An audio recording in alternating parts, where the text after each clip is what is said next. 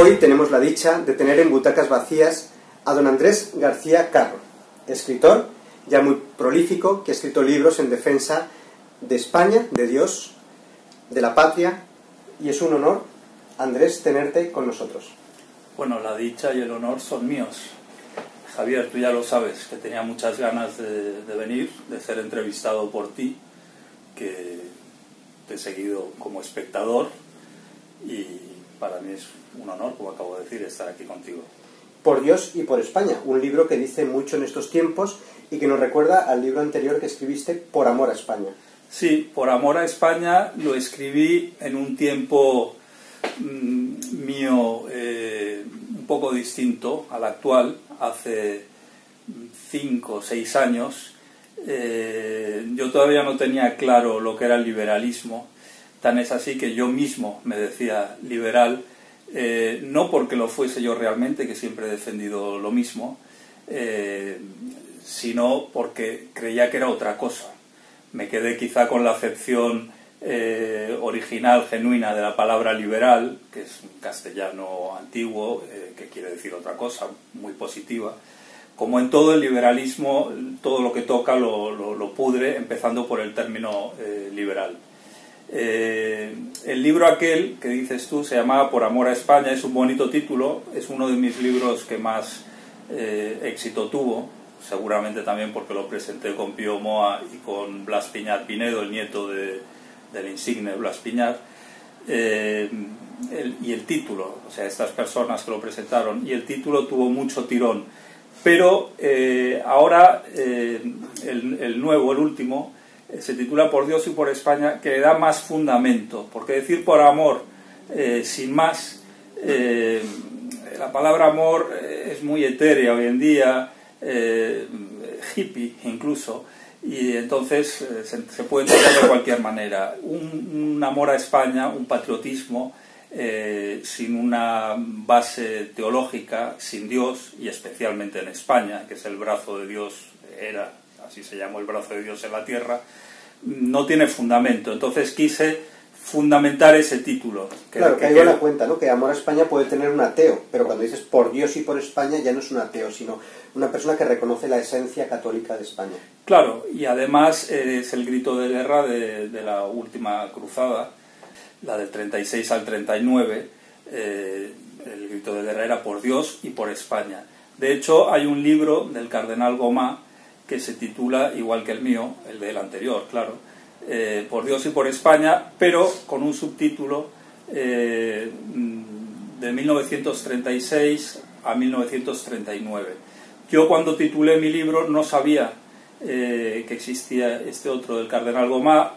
En cuanto publiqué el mío alguien me lo hizo notar y bueno, siempre fastidia un poco saber que el título ya estaba elegido, pero ese matiz del título del cardenal Gomá de 1936 a 1939 le da un sentido circunscrito a un periodo histórico determinado que sin ese subtítulo, simplemente el título Por Dios y por España, como es el mío, tiene un aire más, yo diría que hasta metafísico, no solo histórico. En general, don Andrés, todos sus libros, desde Pintadas contra Zapatero, de Manuel Rajoy, tienen una fuerte crítica a los gobiernos liberales y socialistas que ha habido en España, ¿no? Claro. Bueno, ya en su pregunta, vamos a tratarnos de usted, hay una distinción que vale a efectos prácticos y convencionales de la convención terminológica actual, lo de distinguir entre liberales y socialistas, pero yo lo que sostengo en este último libro y en los anteriores es que todo es liberal, que liberal es lo contrario no de socialista, como pretenden los que se llaman liberales, ni de socialdemócrata, ni de comunista, ni siquiera de fascista. Liberal es lo contrario de católico. Y para explicar esto y sustentarlo, me remito a la encíclica Libertas Praestantissimum, no sé si mi latín es correcto, del Papa León XIII, en el que denuncia y condena para siempre el liberalismo, dando una explicación que aclara lo que acabo de decir, que todo lo que no es católico, netamente católico, es liberal, en la forma que sea, en una forma socialista, estatista, anarcoide, libertaria, llámese como sea. Todo lo que no deriva íntegramente de la doctrina social de la Iglesia, llevada a la política, es liberalismo. Otro gran papa de feliz memoria, San Pío X, dijo que el modernismo era el compendio de todas las herejías. Se puede decir de la misma manera que el liberalismo es el origen de todos los males modernos, de todas las ideologías. El liberalismo es el protestantismo llevado a la política. Y por cierto, la cita que acabas de hacer del Papa, del Santo Padre, verdaderamente santo, San Pío X, en realidad, al menos en su catecismo, que es una de mis lecturas de cabecera, el Catecismo Mayor de San Pío X, él no dice que el modernismo es el compendio de todas las herejías, dice que el protestantismo, o religión reformada, como orgullosamente la llaman sus fundadores, es el compendio de todas las herejías habidas y por nacer para ruina de las almas. Claro, aunque siempre se le ha atribuido la frase del modernismo, ¿no? Que exactamente sí, a lo mejor no la dijo, pero en el contexto se le atribuye. Hoy conviene especialmente recordar su cita textual del Catecismo en la que habla del protestantismo. Hoy que se anda desde la Iglesia celebrando a Lutero de una forma horrorosa y escandalosa, y que incluso están pretendiendo, y ya se ha avanzado en ese horrible camino, hacer misas, entre comillas, ecuménicas, ¿no? Misas a la limón entre católicos y protestantes. Entonces conviene hablar del protestantismo y citar, como tú bien has hecho, al Papa San Pío X, porque además el término modernista, que claro, los que ya estamos un poco más iniciados en estas cuestiones sabemos lo que significa, a un oído o a una persona que no está muy informada en cuestiones religiosas y teológicas, lo moderno le parece hasta una virtud. Entonces,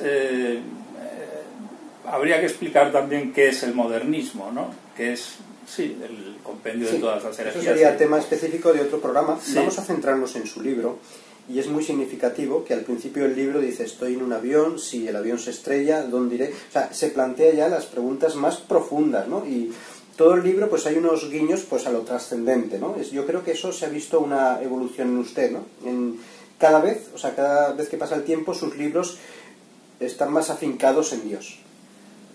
Sí, hay, se puede decir, un antes y un después claro en mi biografía, que es cuando descubro la misa tradicional. Allí en Bruselas, donde vivía entonces, en la primavera del 2012. Desde entonces, aquellos temas que trataba en mis libros, que sigo tratando, políticos, contra el aborto, contra el matrimonio homosexual, sigo en la misma postura que entonces, pero claro, mejor fundamentado. Para usted sí que fue la primavera de la Iglesia en el buen sentido, ¿no? Esa. Fue mi primavera particular. Claro. Mi primavera particular, y lo que marcó la diferencia es el descubrimiento de la misa tradicional, que no es que la descubriese yo que fuese por primera vez, es que yo ni sabía que existía. Como ya nací en unos tiempos, bueno, no sé exactamente de qué año es la misa tradicional, la misa moderna, pero yo nací en el 68 y por ahí debía andar, ¿no? Sí, un poquito antes, sí. O sea, yo ya nací con misas modernas, entonces esta no la conocía, y al conocerla, pues todo lo que deriva de ella, las personas que van a esas misas, empecé a tener mejores compañías también, que siempre es necesario. Un católico no puede estar aislado. Un católico, la fe compartida es una fe más fuerte. no solo es necesario el culto privado, sino que también es necesario el culto público. Bien, don Andrés, ya se ha anticipado a la pregunta que le iba a hacer ahora, una pregunta clave, ¿no? De que se ha dado cuenta que el liberalismo es lo contrario al católico, ¿no? Y yo creo que eso es un poco la base del libro, esa cosmovisión cristiana, para analizar la realidad política, ¿no? Ahí es la clave. Y comprender lo que es el liberalismo como una doctrina corrosiva y cómo todo el mundo moderno está infectado de él. El liberalismo, si vamos a su raíz, el primer liberal es el mismísimo demonio. Es el non serviam luciferino. Es el decir, no nos regimos por la ley de Dios, sino que nos regimos por la ley del hombre, que el hombre decida que más le conviene en cada momento y normalmente para mayor aberración en función de mayorías, ¿no? de los votos de las mayorías.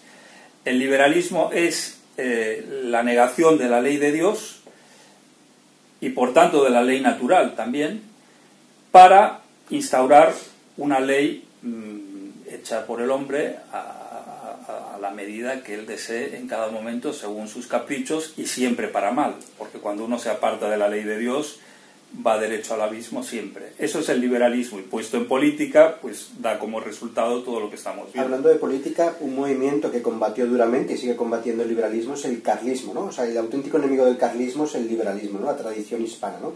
Entonces, si uno es consecuente y es antiliberal, pues tiene que simpatizar más con el carlismo, ¿no?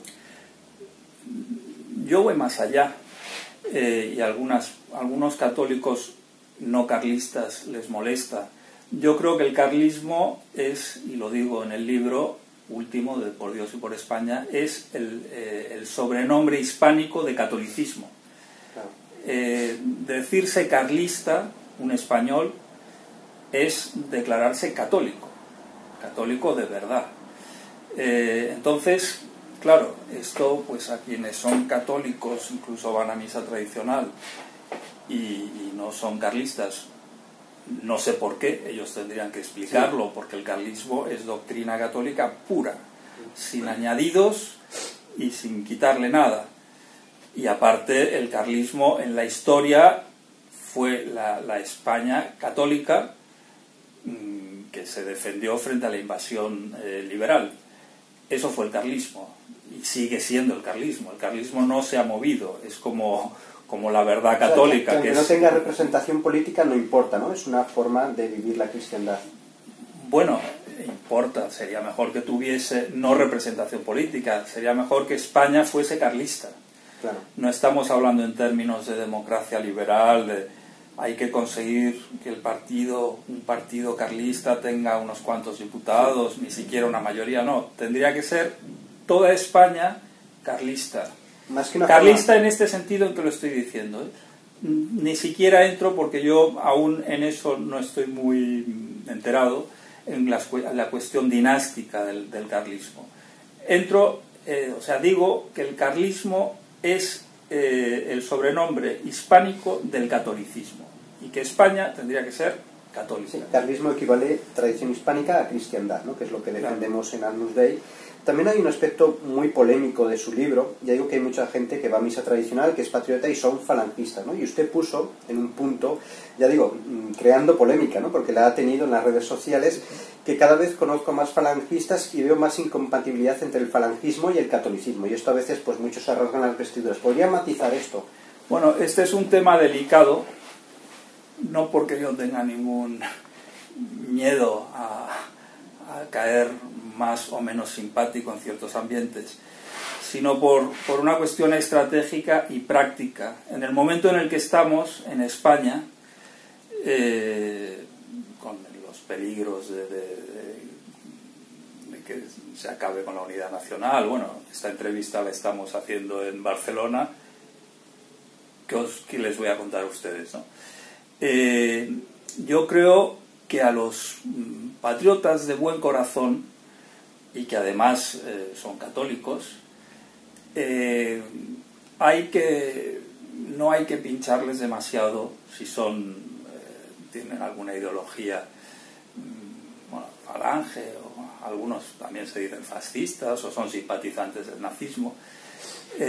No es el momento. Esa es una cuestión que hay que aparcarla ahora un poco, mientras veamos que los falangistas, por ejemplo, lo que hagan sea en defensa de la patria y, una vez más, bajo el grito de guerra por Dios y por España. Ahora, cuando veo, como he visto, porque yo los veo, yo no soy ningún experto en falangismo, en doctrina josé-antoniana, poca cosa he leído, sinceramente, pero por sus frutos y por sus adeptos, podríamos parafrasear, lo conoceréis.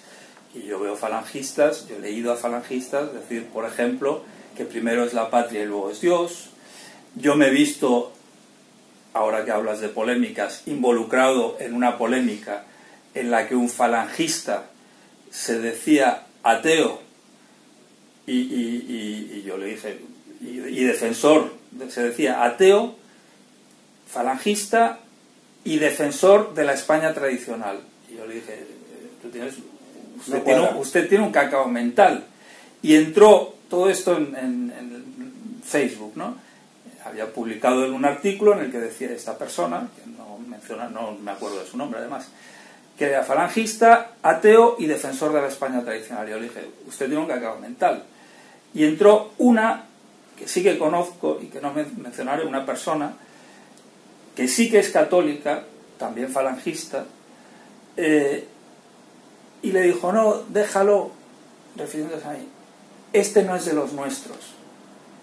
Es decir, prima la ideología por encima de la religión. Y esa es al menos una tendencia muy acusada, demasiado acusada, que veo en la falange. Claro, hay cosas que... Prima la ideología sobre la religión. Hay cosas que chirrían ciertamente, aunque yo conozco falangistas que son católicos excelentes y van a misa tradicional, ¿no? Don Andrés, ya para finalizar esta primera parte del programa, del que habrá una segunda entrega, porque en 20 minutos no cabe su libro, habrá otro de 20 minutos, Dios mediante. También por esa regla hay muchos carlistas que tampoco llevan una vida coherente, ¿no? Se podría aplicar lo mismo al carlismo. Bueno, pero ¿qué estamos hablando? ¿De una vida personal? Sí, por ejemplo, ¿no? Que hay muchos carlistas que dicen Dios, patria y rey, pero eso es la teoría, ¿no? Pero luego eso no se ve en hechos o en la vida pública, ¿no? A veces también hay mucho carlista a lo mejor que es más bien de fachada, también eso también hay que tenerlo. Bueno, todo eso lo hay en cualquier grupo humano. Sí. Pero yo hasta ahora estaba hablando de cuestiones doctrinales. Sí. O en el caso de la falange de cuestiones ideológicas, que ellos mismos, los falangistas, o algunos de ellos al menos, muchos, yo los he conocido, los he leído, anteponen la ideología a la religión y anteponen la patria a Dios. Claro. Cuando o sea, invierten el orden, invierten el orden. Así, ¿no? Ahora, en sus vidas personales, como dice ya sabemos quién soy yo para juzgar. Bastante tengo yo con lo mío. Lo importante es la coherencia de vida, esa entrega a Dios, esos deseos de santidad, y ahí es donde se ve, ¿no? Realmente que estamos cumpliendo la voluntad. Bueno, pero sin una coherencia doctrinal o sin un respeto y acatamiento, aunque sea en principio nada más que teórico, no puede haber luego una coherencia de vida católica, porque si uno empieza por negar la doctrina o una parte de la doctrina o invertir los principios o crear confusión doctrinal, aunque luego tenga muy buena intención, muy buen corazón, muy buena naturaleza, ya va errado. Don Andrés, en lo más interesante vamos a dejarlo para un segundo espacio, ha acabado esta primera parte de unos 20 minutos y seguiremos hablando de esto, ¿no? Evidentemente tiene razón, hay que tener una formación sólida, una formación tradicional, como nos han enseñado los santos, los padres de la Iglesia, la doctrina también tradicionalista, ¿no? Pensemos en Ramiro de Maeztu, hay mucha riqueza en la hispanidad, ¿no? Para vivir santamente, ¿no? Tenemos que tener esos principios sólidos de los que seguiremos hablando en un próximo programa. Ha sido un espacio más de Butacas Vacías, donde hablamos de temas polémicos, en esta ocasión con don Andrés García Carro, que bueno, no ha dejado títere con cabeza en su libro, ¿no? En el buen sentido, ¿no? Porque él es muy crítico con la actualidad, siempre desde su cosmovisión católica tradicional, y dice las cosas claras, aunque a veces esas cosas molesten al mundo de hoy.